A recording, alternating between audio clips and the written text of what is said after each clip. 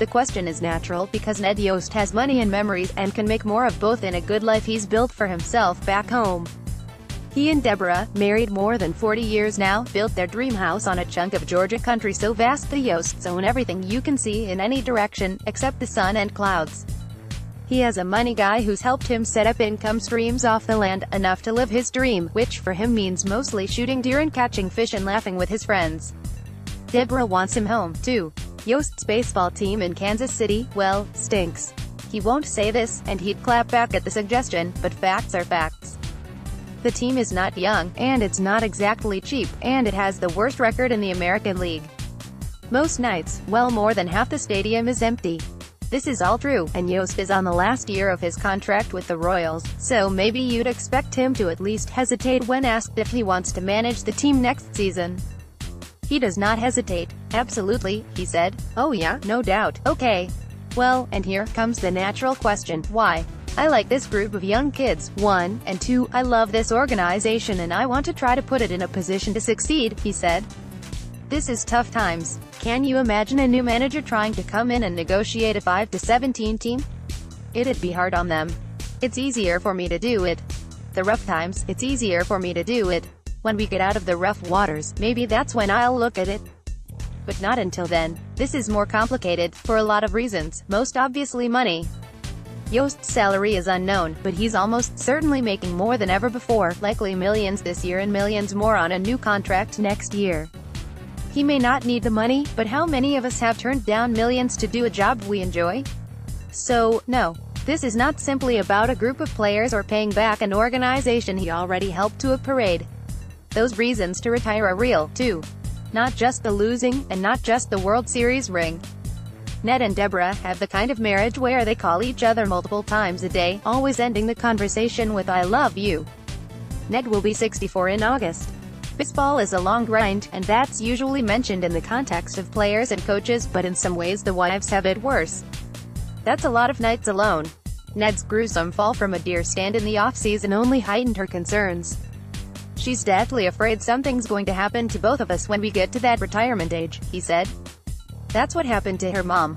They got to where they were going to retire, and she got cancer and passed away.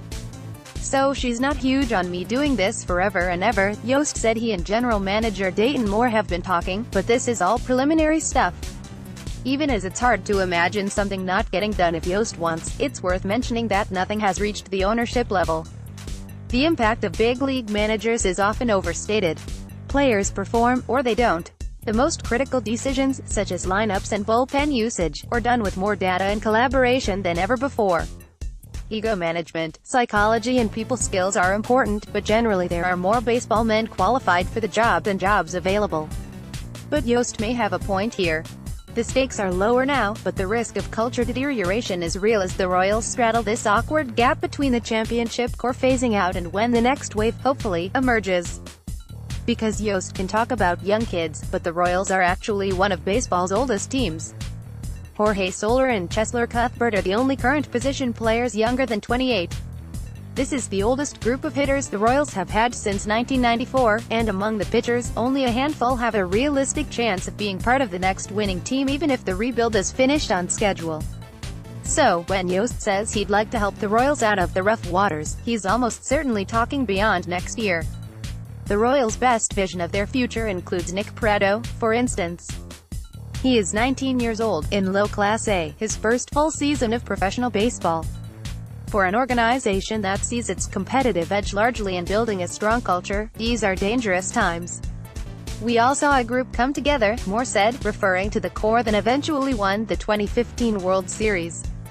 We lived and died with every pitch, we pulled with them, we struggled with them, we doubted with them, we celebrated with them. Those challenges haven't even begun yet. These challenges here aren't those challenges. This is Yost's value, then.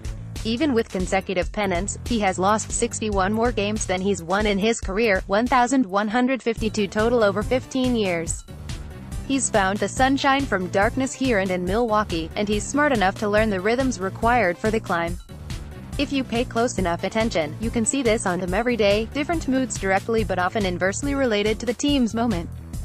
He took over for a fired manager of a team that had lost 93 games or more in all but 2 of the previous 10 seasons and told anyone who would listen that he was 100% sure he would win. The winning happened, eventually, and that's when Yost was at his grumpiest.